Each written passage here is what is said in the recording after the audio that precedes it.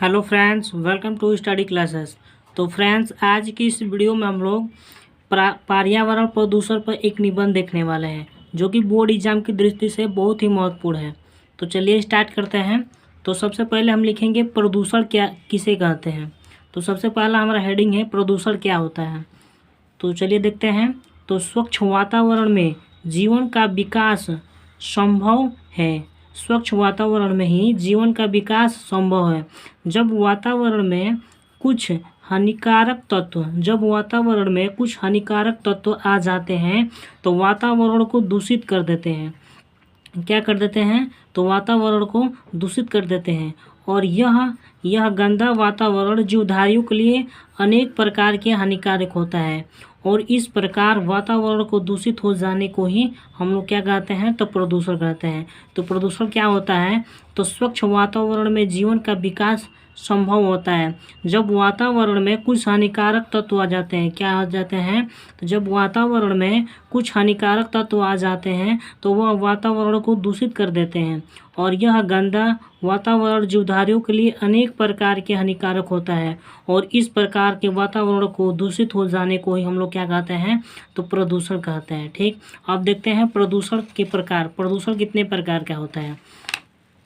तो प्रदूषण जो होता है वो प्रदूषण 3 प्रकार के होता है। पहला हमारा कौन सा होता है? तो वायु प्रदूषण होता है, और दूसरा जल प्रदूषण, और तीसरा ध्वनि प्रदूषण होता है। अब हम लोग देखते हैं वायु प्रदूषण क्या होता है। तो वायु प्रदूषण अब हम लोग देखते हैं। तो वायु प्रदूषण क्या होता है? तो वायुमंडल में विभिन्न प्रकार की गैसें एक विशेष अनुपात में उपस्थित होती हैं। जो वायुमंडल में जो गैसें होती हैं वो विभिन्न प्रकार के होते हैं और एक विशेष अनुपात में उपस्थित होती हैं। और जीवधारी अपने क्रियाओं द्वारा ऑक्सीजन और कार्बन डाइऑक्साइड को छोड़ते रहते हैं। जो जीवधारी होते हैं अपने क्रियाओं द्वारा ऑक्सीजन और कार्बन डाइऑक्साइड गैस को छोड़ते रहते हैं। और हरे पौधे प्रकाश की उपस्थिति में, जो हरे पौधे होते हैं वो प्रकाश की उपस्थिति में कार्बन डाइऑक्साइड लेकर और ऑक्सीजन को छोड़ते हैं। इससे जो वातावरण में कार्बन डाइऑक्साइड और ऑक्सीजन का संतुलन बना रहता है। वायु प्रदूषण में हम लोग क्या लिखेंगे? तो वायु प्रदूषण में हम लोग लिखेंगे तो वायुमंडल में विभिन्न प्रकार की गैसें का एक विशेष अनुपात में उपस्थित रहती हैं। जीवधारी अपनी क्रियाओं द्वारा ऑक्सीजन और कार्बन डाइऑक्साइड छोड़ते रहते हैं। और हरे पौधे प्रकाश की उपस्थिति में कार्बन डाइऑक्साइड गैस लेकर ऑक्सीजन छोड़ते रहते हैं। और इससे वातावरण में कार्बन डाइऑक्साइड और ऑक्सीजन का संतुलन बना रहता है। उसके बाद से हम लोग देखते हैं जल प्रदूषण क्या होता है। तो जल प्रदूषण हमारा क्या होता है? तो सभी जीवधारियों के लिए जल बहुत महत्वपूर्ण और आवश्यक है। इसमें क्या लिखेंगे हम लोग? तो सभी जीवधारियों के लिए जल बहुत ही महत्वपूर्ण और आवश्यक है। पौधा भी अपना भोजन जल के माध्यम से प्राप्त करता है। क्या लिखेंगे? पौधे भी अपना भोजन जल के माध्यम से प्राप्त करता है। और जल में अनेक प्रकार के खनिज तत्व और कार्बनिक पदार्थ तथा गैस घुली रहती है। और यदि जल में पदार्थ की आवश्यकता से अधिक मात्रा में हो जाते हैं तो ये जल को दूषित कर देते हैं। क्या लिखेंगे इसमें? एक बार और देखते हैं। तो सभी जीवधारियों के लिए जल जो होता है वो क्या होता है? बहुत ही महत्वपूर्ण होता है। और पौधे जो होते हैं, पौधे अपना भोजन क्या जल के माध्यम से ही प्राप्त करते हैं। और जल में अनेक प्रकार के खनिज तत्व कार्बनिक पदार्थ जैसे गैस घुली रहती है। और वे जल में जब अधिक मात्रा में आवश्यकता से अधिक मात्रा में आ जाते हैं तो जल को क्या कर देते हैं? दूषित कर देते हैं। इतना ही लिखेंगे जल प्रदूषण में। अब देखते हैं अगला हमारा क्या है। तो वह ध्वनि प्रदूषण। ध्वनि प्रदूषण में हम लोग क्या लिखेंगे? चलिए देखते हैं। तो ध्वनि प्रदूषण हम लोग क्या लिखेंगे? तो ध्वनि प्रदूषण आज की एक नई समस्या है। क्या है?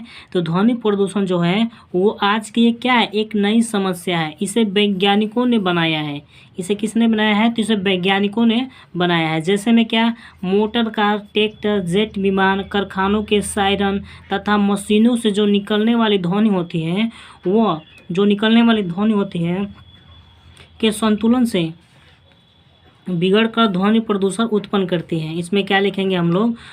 ध्वनि प्रदूषण आज की एक नई समस्या है। इसे वैज्ञानिकों ने बनाया है।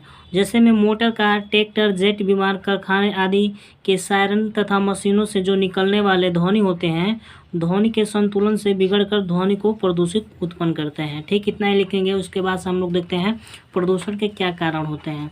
तो अगला हमारा हेडिंग है क्या, प्रदूषण के कारण। तो पर्यावरण प्रदूषण का सबसे बड़ा कारण होता है विश्व की जनसंख्या में तेजी से होने वाली वृद्धि। इसमें सबसे पहला कारण क्या होता है, तो पर्यावरण प्रदूषण में सबसे बड़ा कारण विश्व की जनसंख्या में तेजी से होने वाली वृद्धि है।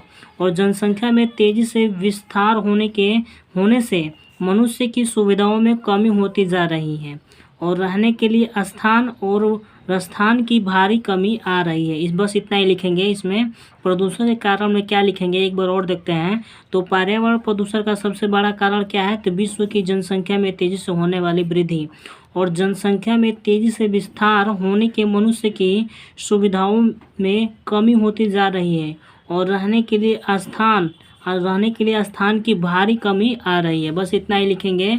उसके बाद से हमारा लास्ट हेडिंग क्या है, तो उपसंहार क्या है। तो हमारा लास्ट हेडिंग क्या है, उपसंहार। चलिए देखते हैं।